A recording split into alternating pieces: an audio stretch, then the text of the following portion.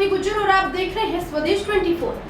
कल यानी 10 जून को राष्ट्रवादी कांग्रेस पार्टी ने शनिवार को बड़ा बदलाव किया था। एनसीपी चीफ शरद पवार ने अपनी बेटी सुप्रिया सुले और प्रफुल्ल पटेल को पार्टी का कार्यकारी अध्यक्ष बना दिया था। हालांकि एनसीपी चीफ के इस फैसले के बाद अजित पवार के लिए एक बड़ा झटका माना जा रहा है। बता दें, सुप्रिया सुले और प्रफुल्ल पटेल को एनसीपी के कार्यकारी अध्यक्ष बनाने की घोषणा के साथ ही शरद पवार की पार्टी में बगावत की बू आने लगी है। जिस कार्यक्रम में महाराष्ट्र के गन्ना बेल्ट में पार्टी के नट एंड बोल्ट्स मैन के रूप में जाने जाने वाले अजित पवार को दरकिनार कर दिया गया, उससे वो जल्द ही बाहर निकल गए। उन्होंने पार्टी के नए नवेले कार्यकारी अध्यक्ष प्रफुल्ल पटेल को बधाई तक नहीं दी। हालांकि एनसीपी ने किसी भी बगावत से साफ इनकार कर दिया है, लेकिन अजित पवार का ये रवैया साफ जाहिर कर रहा है कि पार्टी के अंदर खाने कुछ तो हलचल चल रही है। हालांकि एनसीपी ने कहा, अजित पवार के पास पहले से भी महाराष्ट्र विधानसभा में विपक्ष के नेता के रूप में जिम्मेदारियां हैं। वहीं जयंत पाटिल पर भी पार्टी की जिम्मेदारी थी। प्रफुल्ल पटेल और सुप्रिया सुले की पार्टी में कोई भूमिका नहीं थी, इसलिए अब उन्हें ये जिम्मेदारियां दी गई हैं। इस बात में 1% भी सच्चाई नहीं है कि अजित पवार नाराज है। प्रफुल्ल पटेल को बधाई में शब्द कहे बिना ही अजित पवार कार्यक्रम से बाहर निकल गए। ये पूरी घटना भले ही दिल्ली में हुई है, लेकिन बवाल मुंबई में मचा हुआ है।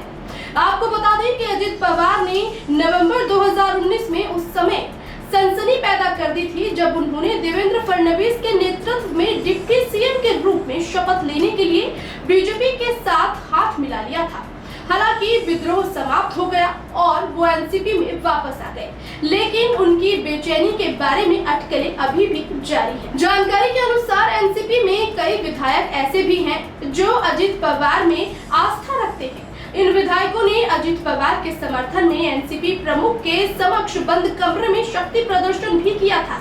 इसके बाद शरद पवार ने नाटकीय रूप से अपनी रिटायरमेंट की घोषणा कर दी थी। वहीं एनसीपी के वरिष्ठ नेता छगन भुजबल ने कहा कि अजित पवार विधानसभा में विपक्ष के नेता के रूप में अपनी जिम्मेदारियों को निभाना जारी रखेंगे और 2024 के लोकसभा चुनावों के साथ साथ बाद के विधानसभा चुनावों में भी महत्वपूर्ण भूमिका निभाएंगे।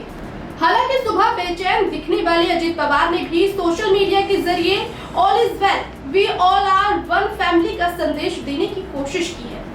बता दें, शरद पवार ने पीए संगमा और तारिक अनवर के साथ मिलकर उस समय एनसीपी की स्थापना की थी, जब उन्होंने सोनिया गांधी के खिलाफ उनके इतलावी मूल के आधार पर विद्रोह कर दिया था।